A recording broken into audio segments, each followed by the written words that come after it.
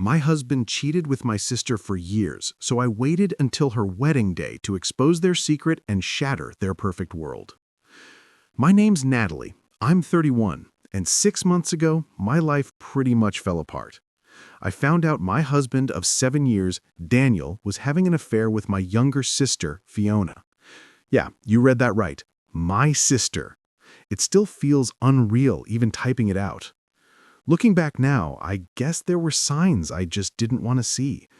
Daniel and I met in college. He was charming, funny, and one of those people who could light up a room. We got married a few years after graduation, and things were great, at least for a while. Our lives weren't super exciting or anything. We both worked full-time. He's in marketing and I'm a graphic designer, and we spent most evenings at home watching TV or cooking dinner together. Weekends were for errands or little day trips. Nothing fancy, just the kind of life I thought we both wanted. Fiona and I had always been close. She's the bubbly, outgoing one in the family, the type of person who can make friends with a stranger in 5 minutes. Growing up, she was like my shadow, always following me around, and as adults, I felt like we were more like best friends than just sisters. She's a wedding planner, which suits her personality perfectly. She's always been good at making people feel special and keeping everything running smoothly. When Daniel and I got married, she helped plan our wedding, and I was so thankful to have her by my side. I never imagined she'd betray me like this. There were definitely signs that something wasn't right in my marriage. It started small, little changes in Daniel's behavior that I brushed off at first. He started working late more often, claiming he had big projects to finish. He's always been busy with work, but now it felt like he was putting in extra hours every week. When I asked him about it, he'd say something like, "You know how it is, clients are demanding." And I believed him, because why wouldn't I? Then there was his phone. Daniel's always been a bit protective of his gadgets, but it got weird. He started keeping his phone face down on the table all the time and taking it with him everywhere, even to the bathroom. One time I jokingly asked him, "What's with the secrecy? You hiding state secrets or something?" He laughed it off and said, "I just don't want it to get scratched." That didn't even make sense, but I let it go. The changes didn't stop there. He started paying way more attention to his appearance. Daniel's never been one to fuss about how he looks. He's the kind of guy who throws on whatever's clean and doesn't think twice. But suddenly, he was buying new clothes, trying out skincare products, and even going for morning jogs. He claimed he wanted to be healthier, but it felt off. It wasn't like him. Fiona was the one I turned to when I started feeling uneasy. I told him about how distant Daniel had been and how I felt like something was missing between us. She always reassured me. "Don't overthink it, Nat," she'd say. "Every couple goes through this kind of phase."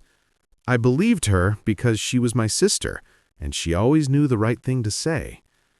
I'll admit, I started second-guessing myself a lot during that time. Was I imagining things? Was I being too sensitive? It's hard to explain, but when you're in a situation like this, you start doubting your own instincts.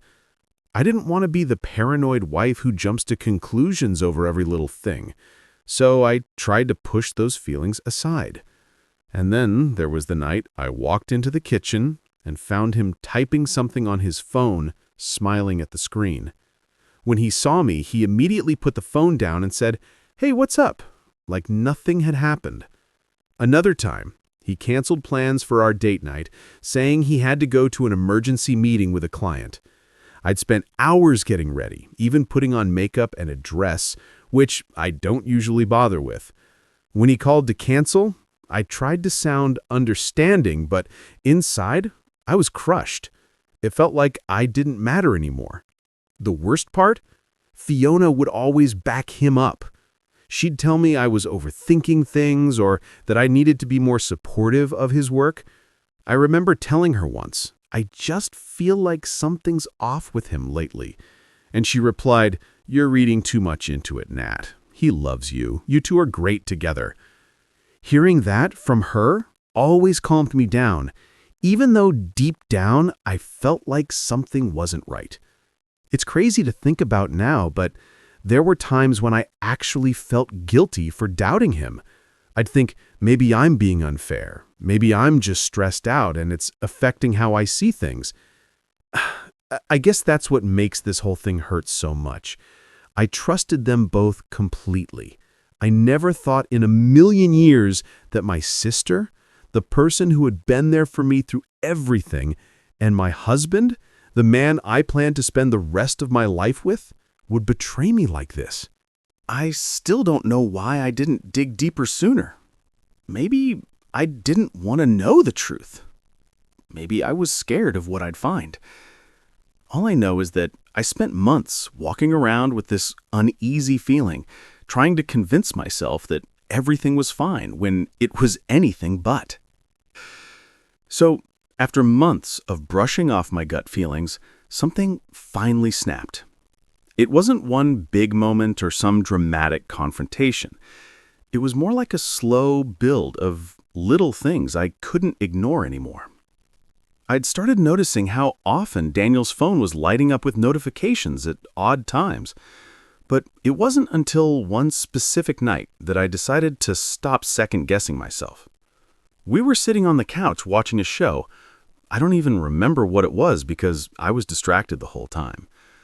Daniel had his phone in his hand, like always, and I noticed he was smiling at something. It wasn't just a normal smile, though. It was this soft, almost affectionate look. I asked, "What's so funny?" trying to keep my tone light, but he immediately locked the screen and said, "Oh, nothing, just some dumb work thing." That response didn't sit right with me. Work texts don't usually make you smile like that. I let it go in the moment because I didn't want to start an argument, but that was when I decided I couldn't just keep ignoring this anymore. I needed to know what was really going on. That night, after Daniel went to bed, I sat in the living room with my mind racing. I kept thinking about his behavior, about how distant he'd been lately, and how Fiona always seemed to brush off my concerns whenever I talked to her. My stomach was in knots because a part of me already knew what I was going to find. I just didn't want to believe it. I remembered something Daniel and I had done a few years ago when we were setting up a new phone for him. We had linked our Apple IDs for convenience, so we could share apps, music, and stuff like that. I hadn't thought about it in years, but sitting there on the couch, it hit me. I could still use that link to check his activity. I grabbed my phone. I needed answers. I opened the settings and re-linked his account to my phone. The first thing I saw was his iMessage conversations. My heart started pounding as I scrolled through his recent chats, and there it was, a conversation with Fiona. At first, it looked innocent. Lots of short messages about family stuff, planning dinners, and general chit-chat. But as I scrolled back further, the tone changed.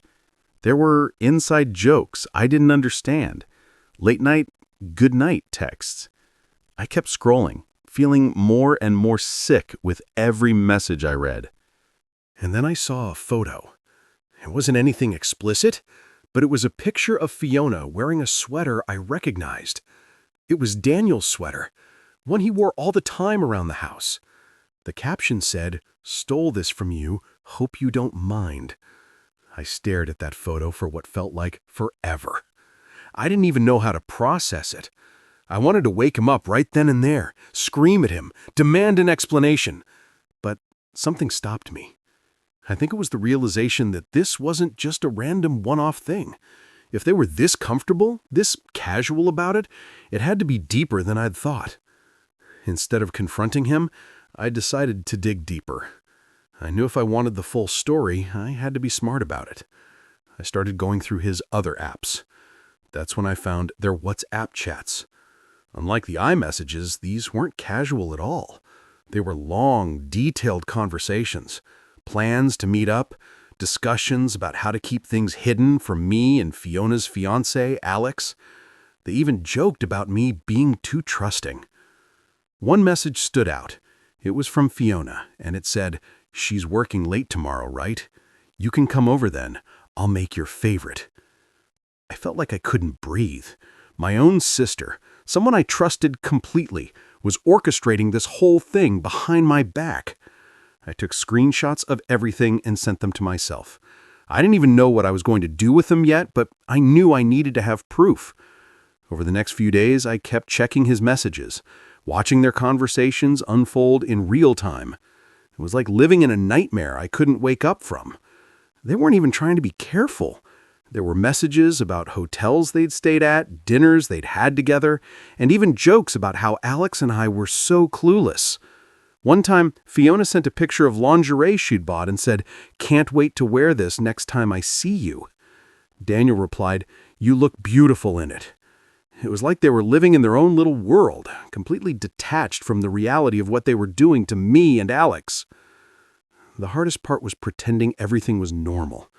While I was collecting all this evidence, I still had to go to family dinners, smile at Fiona, and act like the loving wife to Daniel. Every time I looked at them, I felt like I was going to explode. I'd catch little moments like the way Fiona would touch Daniel's arm when she laughed, or how they'd exchange quick glances when they thought no one was looking. I don't know how I didn't lose it right then and there. One night, while Daniel was in the shower, I synced his calendar to my phone. That's when I found out about all the times they'd met up without me knowing. Client meeting, gym session, work event, all of it was code for them sneaking around together. They even had specific days marked off where they'd planned entire weekends together. I felt like I was unraveling. How could they have done this for so long without me noticing? How could I have been so blind? But instead of confronting them, I kept quiet. I needed more. For now, I'll just say that watching them act like nothing was wrong, like they weren't betraying two people who trusted them, was one of the hardest things I've ever had to endure. Writing this down is kind of cathartic. I'll post more soon. I want to tell you about an event that happened a little before everything came to light. It was one of those moments where I had to hold myself together, even though the betrayal was staring me right in the face. It was so surreal that I still get angry thinking about it. Fiona, being the social butterfly that she is, had organized a charity fun run in town. It was something she'd been planning for months, and the proceeds were going to a local children's hospital. She'd been talking about it non-stop, and since it was for a good cause, I decided to take part. Daniel was weirdly enthusiastic about it too, which felt off because, let's be real, he's not the get up early and run for charity type of guy. But he signed up and said it would be a good way to spend time together as a family. If I didn't know what I knew, I probably would have thought it was sweet. The day of the event was sunny and warm, and there were people everywhere. Families, couples, kids with their faces painted. Fiona was in her element, running around in her event organizer t-shirt, holding a clipboard and making sure everything was running smoothly. She looked so normal, like the perfect, bubbly little sister everyone loved. Watching her joke with volunteers and give heartfelt speeches made me want to scream. How could she be so fake? Daniel, of course, was right by her side, helping set up tents and hand out water bottles, like he was Mr. Charitable. I wanted to believe it was just because he was being supportive, but I knew better. Every time he talked to Fiona, he'd lower his voice slightly, or they'd exchange these quick little glances when they thought no one was looking. It was subtle, but once you're aware of something, you can't unsee it. The run itself was a 5K event, and since I'm not much of a runner, I stayed toward the back of the group. Daniel and Fiona, on the other hand, took off like they were in a race to the finish line. I kept an eye on them from a distance, and sure enough, they stuck close to each other the whole time. At one point, I saw Fiona laugh at something Daniel said, and she playfully shoved his arm. It was the kind of thing you'd expect to see from a couple, not a brother-in-law and sister-in-law. What really pissed me off was how blatant they were about it.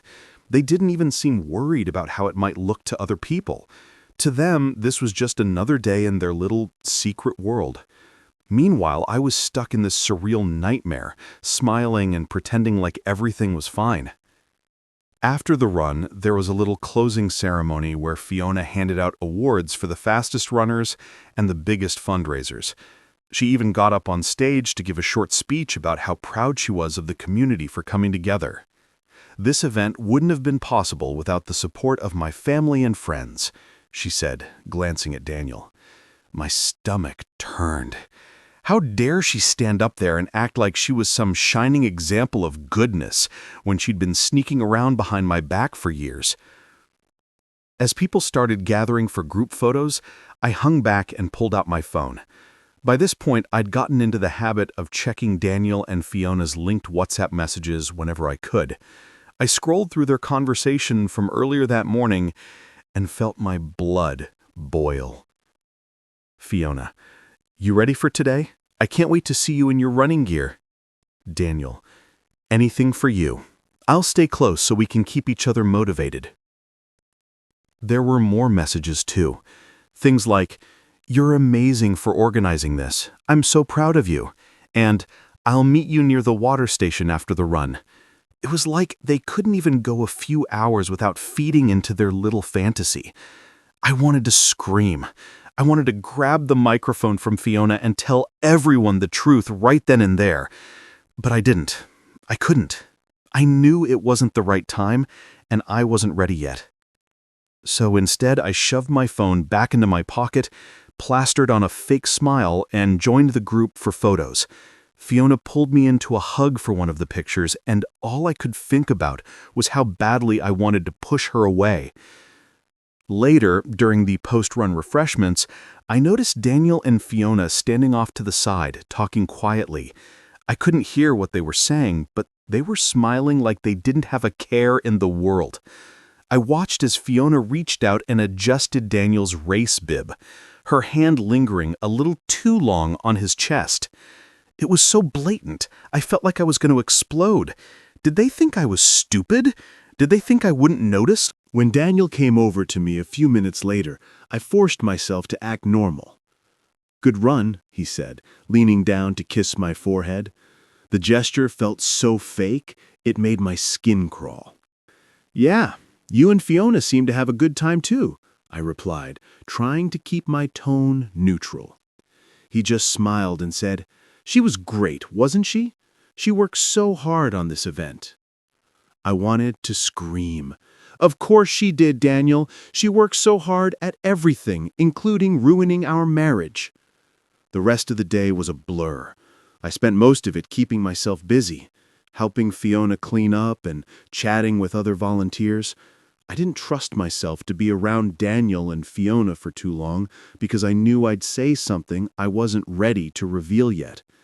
At one point, Fiona came over and thanked me for coming. "It means so much to me that you were here," she said, looking at me with those big fake eyes. I smiled back and said, "Of course, anything for you." The words tasted like poison. By the end of the day, I was emotionally drained. Watching them together, seeing how they acted like everything was fine, was exhausting, but it also fueled me. If they thought they could keep getting away with this, they were dead wrong. Fiona's wedding to Alex was coming up in a few weeks, and I realized it was the perfect opportunity to expose them.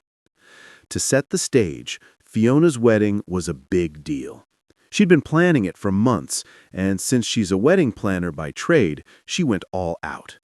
It was at this beautiful outdoor venue, white tents, fairy lights, the whole picture-perfect vibe.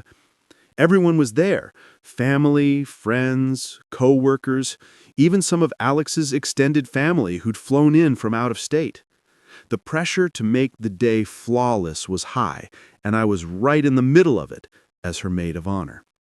In the days leading up to the wedding, I'd gone back and forth about how I wanted to handle things.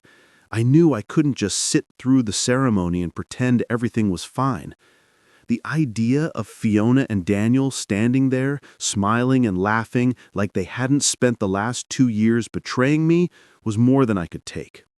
But I also didn't want to cause a scene just for the sake of causing a scene.